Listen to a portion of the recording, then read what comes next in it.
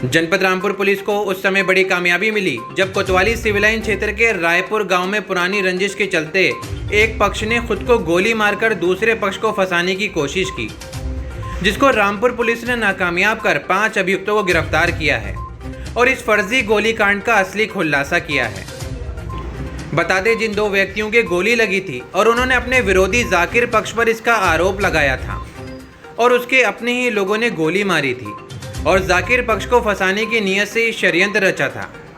रायपुर गांव के बब्बू और जाकिर प्रधान के बीच पुरानी रंजिश चली आ रही है, क्योंकि इससे पहले बब्बू पक्ष ने जाकिर पक्ष पर हमला किया था, जिसको लेकर जाकिर पक्ष ने बब्बू पक्ष पर मुकदमा दर्ज कराया था। ये लोग तब जेल भी गए थे। इस मुकदमे में समझौता करने के लिए क्रॉस क्रेज बनाने के लिए बब्बू पक्ष ने खुद को गोली मारकर ये षड्यंत्र रचा। बहरहाल एसपी ने प्रेस वार्ता कर इसका खुलासा किया है। एसपी राजेश त्रिवेदी ने कहा कि शुरू से ही ये मामला संदिग्ध लग रहा था, इसलिए इसकी सही से जांच पड़ताल की, इसमें ये खुलासा हुआ। बहरहाल इस मामले में बब्बू पक्ष के 5 लोगों को झूठी सूचना देने पर षड्यंत्र करने के आरोप में पुलिस ने गिरफ्तार कर जेल भेज दिया है। ये देखिए, घटना का एक जो खुलासा हुआ है, विगत माह थाना सिविल लाइन क्षेत्र में ही 2 व्यक्तियों द्वारा आरोपित किया गया कि उन्हें जो है जान से मारने के उद्देश्य से गोली मार दी गई है। कुछ व्यक्तियों द्वारा उन्हें छोड़ के भाग गए थे। इस संबंध में जो जानकारी की गई तो ज्ञात हुआ कि विगत वर्ष ये जो घायल लोग थे, इनके द्वारा जो नामित अभियुक्त है, उनके परिजनों पर मुहर्रम के दिन हमला किया गया था गोलियों से, और वो घायल हुए थे, जिसमें ये और इनके परिवार के लोग सभी लोग जेल गए थे। कई के खिलाफ एनएसए भी किया गया था।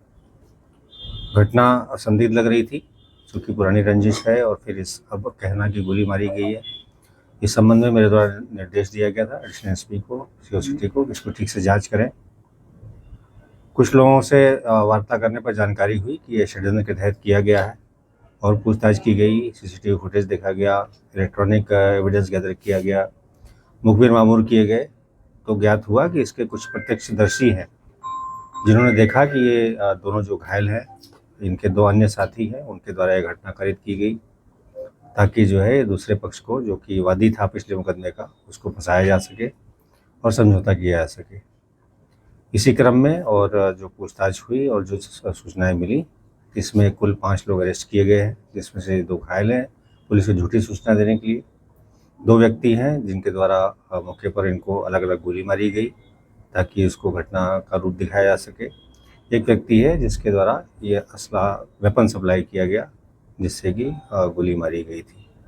इनके द्वारा स्वयं बताया गया है कि जब ये जेल से छूट के आए, इनके द्वारा समझौते का प्रयास किया गया, किंतु जो वादी पीड़ित पक्ष था उसके द्वारा कहा गया कि हमारे परिजनों को गोली लगी है और जब तक आप लोग को नहीं लगती है कोई समझौता नहीं होगा।